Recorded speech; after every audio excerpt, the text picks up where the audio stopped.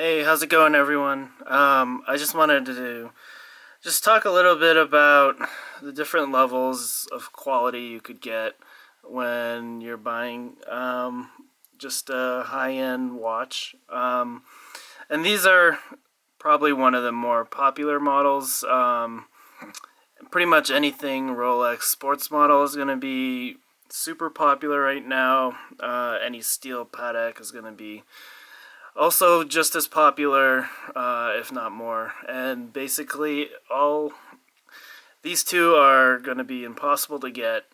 The Grand Seiko, this is a limited edition, so it's going to be a little harder to get just because of the fact that it's a limited edition. But in general, Grand Seikos are less popular and less well known. So the ones that aren't limited edition are not too difficult to get, but this is the Grand Seiko SBGH 267.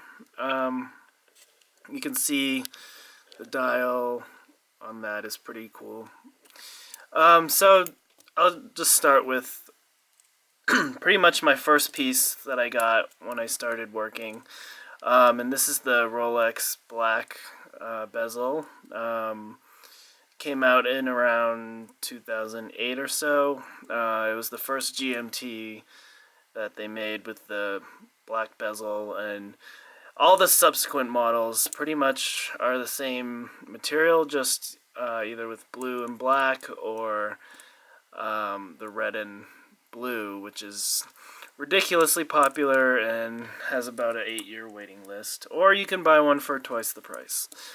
But anyways, the new ones have the 70-hour power reserve, a new movement. This was the older movement, which has 48 hours of power reserve, but it's still a really good movement. It has the quick true GMT function. As you can see, you can change the hour hand independently, which is what makes it a true GMT. So you can see it's very kind of has a big wrist presence, but it's still pretty thin, which I really like. I think thinness is usually, not to say more important, but it can affect how you feel about it, and also how it kind of sits on your wrist. The bezel turns very easily, but really solid still. There's maybe a tiny bit of wiggle to it. The one thing that kind of annoys me is the sort of the bracelet, and it scratches very easily, but I guess that's just to be expected. But it still looks pretty nice. You know, picks up a lot of smudges, but you just, I guess the fun part is stroking it. But yeah, you can see the bracelet quality is very nice. Has the extension, just if it gets kind of hot outside or your wrist expands, you know, you have that extra room to expand or adjust the bracelet. So yep, it's I've wanted this watch for a really long time, pretty much ever since it came out, and I haven't really had any complaints, so it's pretty much lived up to what I thought it would be. Although I'm a little worried about wearing it just because of how crazy the prices have been. Yeah, it kind of is overpriced, especially if you buy it not at retail price. You know, there's Omegas and there's watches from brands like that, Jaeger-LeCoultre. You can basically get the same kind of construction, movement, about that level of quality, for, you know, even if you go pre-owned, you'd get it even cheaper. But yeah, I got this at retail, so I was probably one of the last people who didn't have to go on some crazy waiting list. Although I did have to wait a couple months. But yeah, so I use it pretty much all the time. Well, actually, I did just get this Grand Seiko, so I've been wearing this mostly, and I'll go over that after. So yeah, this is pretty much going to be in my collection for till I die. So yeah. Next, what is this Patek, which I was really lucky to get it.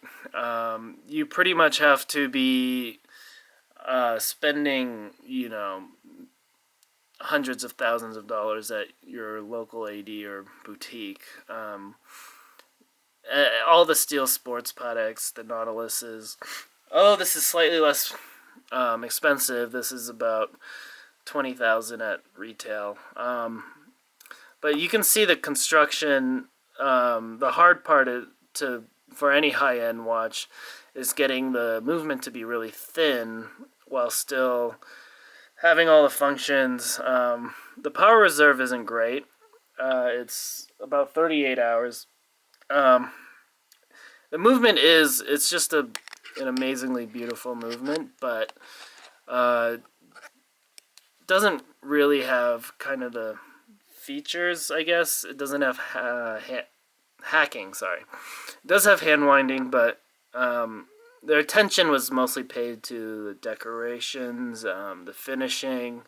Every part that you can see and that you can't see is finished as well as you can possibly finish a movement. Yeah, and the rubber strap too is super, super comfortable. Yeah, it feels super light on the wrist, as you can kind of tell with considering the size and the weight of it.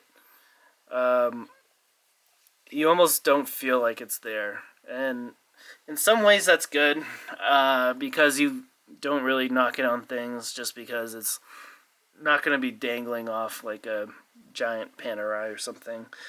And yeah, you do want to baby it just because they're impossible to get right now.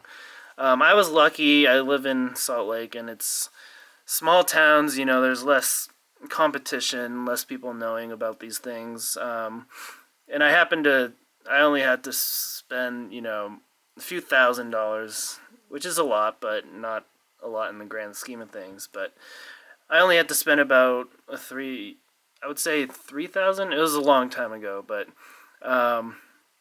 yeah, and I just got really lucky one day walking into the AD, and they happened to have a couple Pateks not in the display shelf, because pretty much Rolex and Patek won't display any of their steel sports in their shelves just because they're so popular. And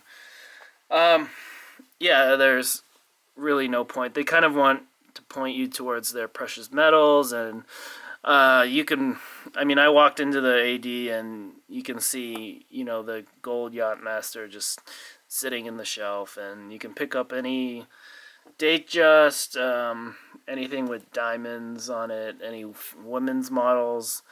You can just pick them up whenever you feel like it. Maybe even a discount, although I don't know if Rolex will really do too much. But yeah, the movement's really good. I never had any issues with it.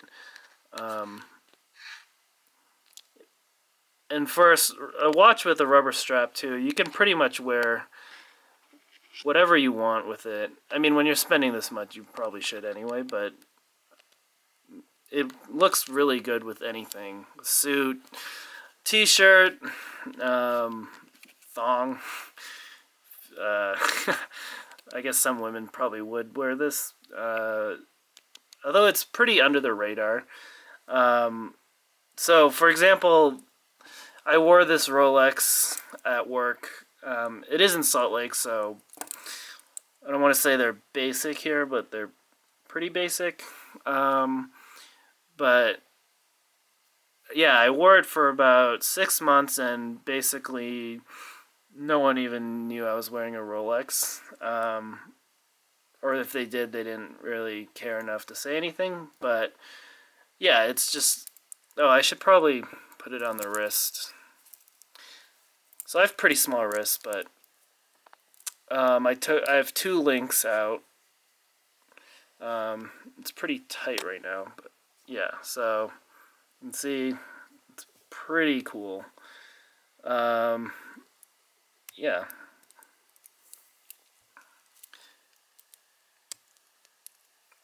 I really like it. It's actually really comfortable. A lot of bracelets, especially lower end, anything below maybe an Omega, something around. I mean, even the Tudors are not the most comfortable. I've worn a lot of them. They're definitely well made, but the finishing on the bracelets obviously aren't quite the same, but they're still really good. But Rolex bracelets are, especially the modern ones, are really, really comfortable for bracelets, and I haven't had any problem really. I mean, it'll pinch a tiny bit. I'm not very hairy, so well, yeah, I'm not hairy because I'm Asian, so that's one of the advantages. So yeah, it looks great on the wrist. Super easy to wear. Pretty much just throw it on and go about your day and pray you don't hit it on anything. So yeah, I'll go over this butterfly clasp, which is amazing on Patek, as everything is. So everything is just made to the tightest tolerances, which so a lot of cheaper made things, they'll kind of need extra screws or maybe some kind of button, but when something's made this well, it'll just snap into place because of how tightly everything is put together. So you can see there's really no kind of bump or anything, and that's what you're paying for.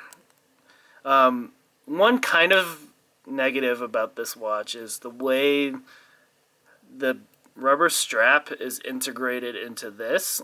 So as you can see, there's little sort of grooves here. So if you if you're lucky enough to find one, they'll fit it exactly to your wrist by cutting little each of the little notches out and kind of balancing it to fit, so that it pretty much is bespoke to your wrist.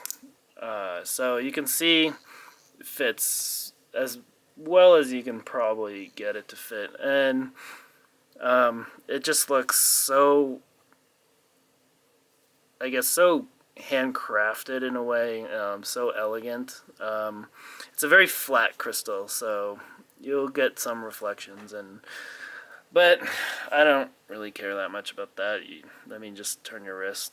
The loom isn't great. It's very thin, but obviously they're going for the aesthetic kind of dressy look, without it being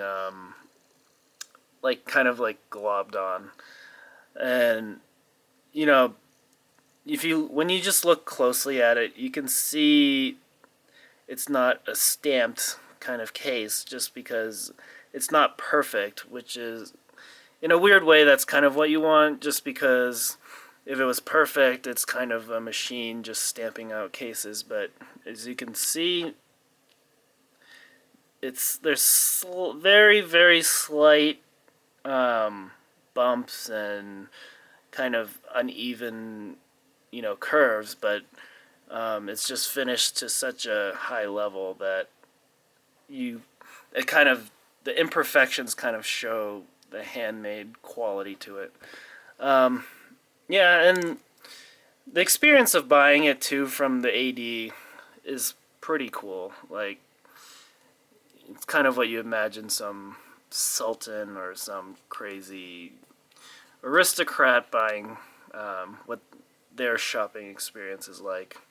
But yeah, so I just wanted to show that.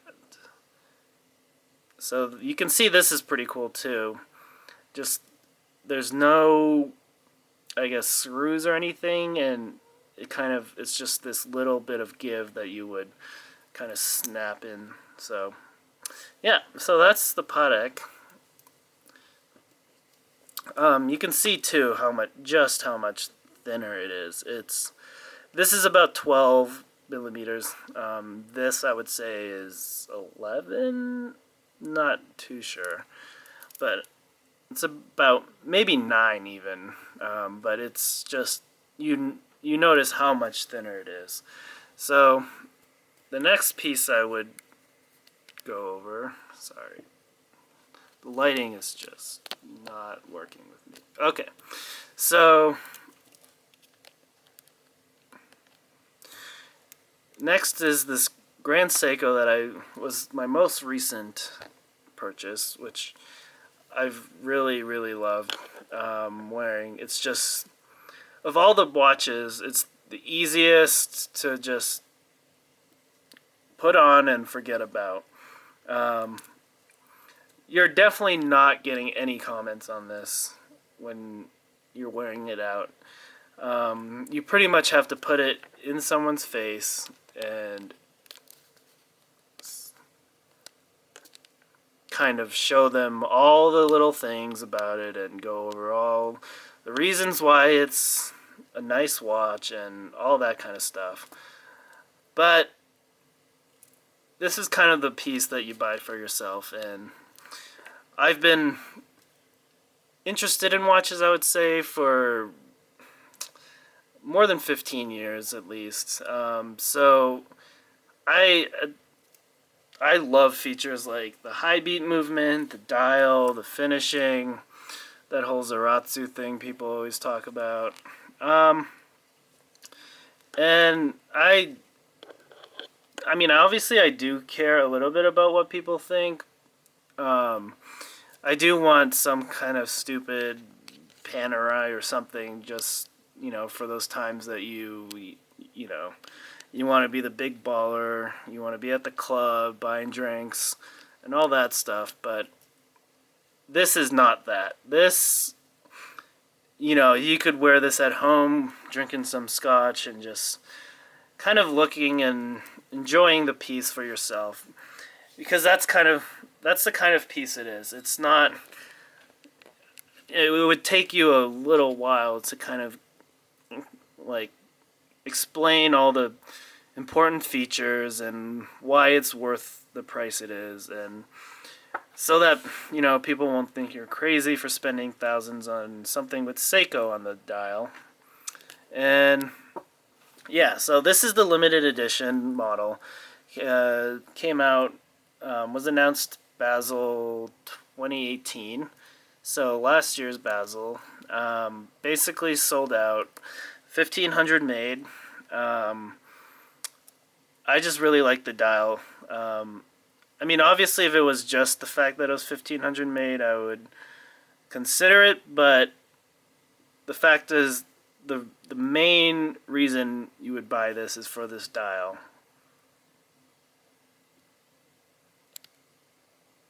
Which is amazing. And I haven't owned this long enough to really know kind of what the normal person's perspective is on it, but basically anyone who knows Grand Seiko will know that it's a great piece. But other than that, if you're just walking down the street, you're going to the mall or going to McDonald's or Walmart or anything like that, unless someone is into watches, you will never get a comment on this, which I am fine with, because I would just get a gold G-Shock if I wanted that. Anyways, looking at the movement, it's a full rotor, which is a little unusual, which is also why I really like this piece. I've seen enough Grand Seiko movements that at least this is something different to look at. So it's a little harder to show you just because the bracelet's a little bit looser, but you can see a lot of the detail in it. The rotor is really cool. Just it goes through this kind of oxidation process. I think it's like ion something or other that coats it and kind of ionizes the rotor to make it that blue. So there's, if I can show you, there's this really cool pattern to it that there's a little bit of black in it and blue. So it's just really visually interesting to look at. It's a thick watch. You can see most of you know what a Rolex have kind of held a Rolex, so it's 13 compared to 12. So it's definitely a little bit thicker. You notice it a little bit, but it's nothing crazy. You're not going to get this because of the thickness. And I think most Grand Seikos are around the 13. Seiko in general I guess, are thicker. I'm sure they're Creedors, which I haven't held too many, but I'm sure those are thin and they're dress watches. But this is sort of a Datejust kind of style of wearing a watch. It's, you can wear it. You can pretty much wear. I mean, it's got a metal bracelet, so you can pretty much wear it with, casual polo, t-shirt, jeans. I mean, nowadays, people don't dress up anyway, so. Yeah, I guess the least great thing about a Grand Seiko are their bracelets. They're good, but I mean, they're very drapey and loose, as you can see. They don't have as much of a sturdiness to them as a Rolex, which you can kind of see here. And the clasp, there's very little, I don't think there's any micro adjustments. It's got a cool engraved or raised signature, but it wears really well, though. I will say that because it's so loose that it kind of wraps around your wrist pretty nicely. So it's good enough for what it is. It has drilled, which is kind of interesting. It has drilled lugs, which you don't see on something a little bit dressier. Which I guess some manufacturers think that it takes away from the look of it, but the amount of convenience it provides far outweighs any look that a little hole might take away from. So yeah, I mean, just the negative would be the bracelet. I have my Seiko Sarb here.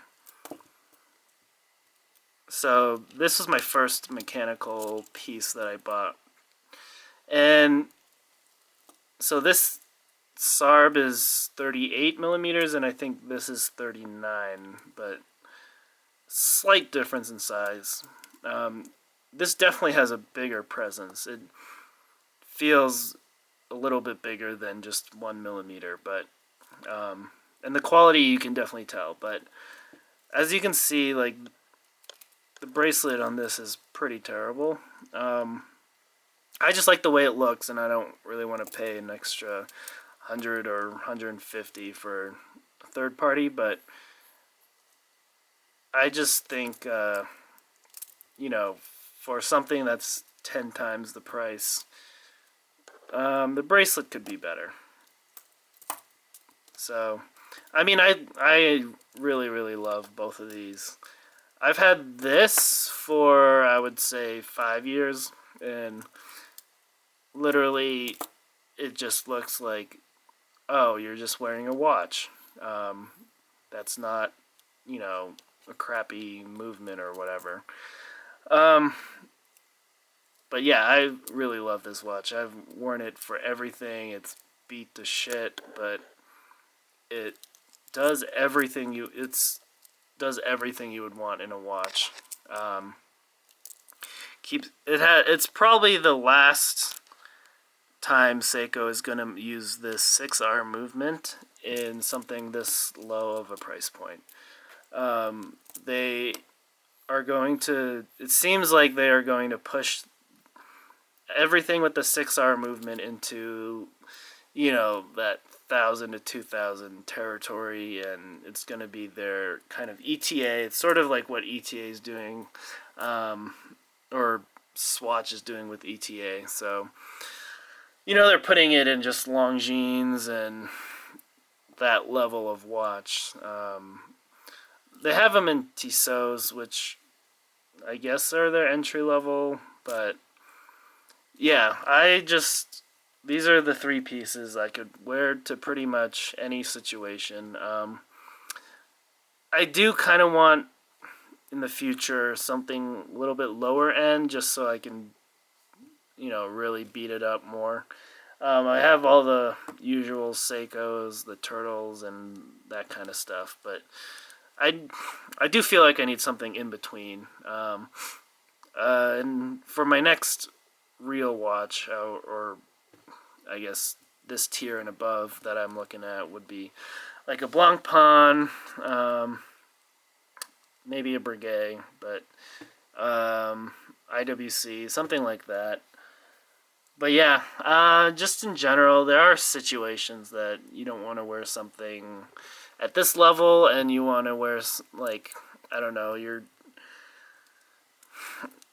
maybe going on a hike or going to some poor country.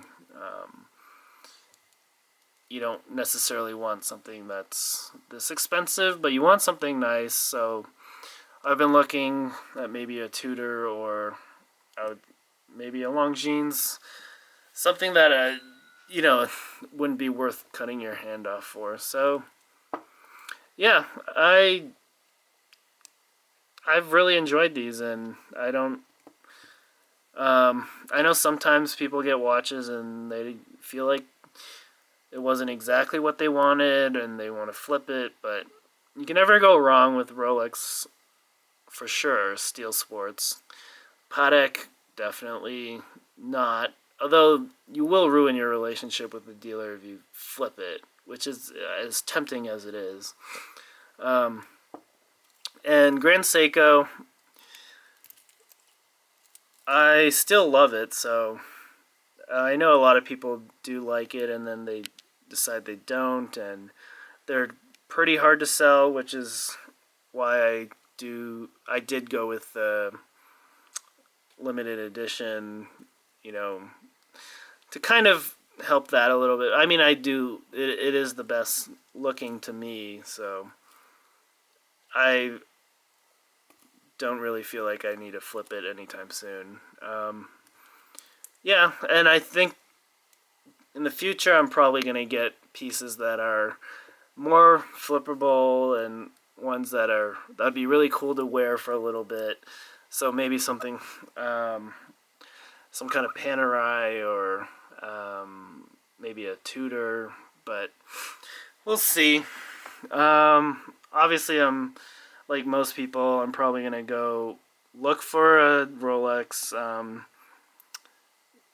and just that'll always be at the top of my mind and something I'm looking forward to. But yeah, this is probably going to be my collection for the next few years or so. Thanks.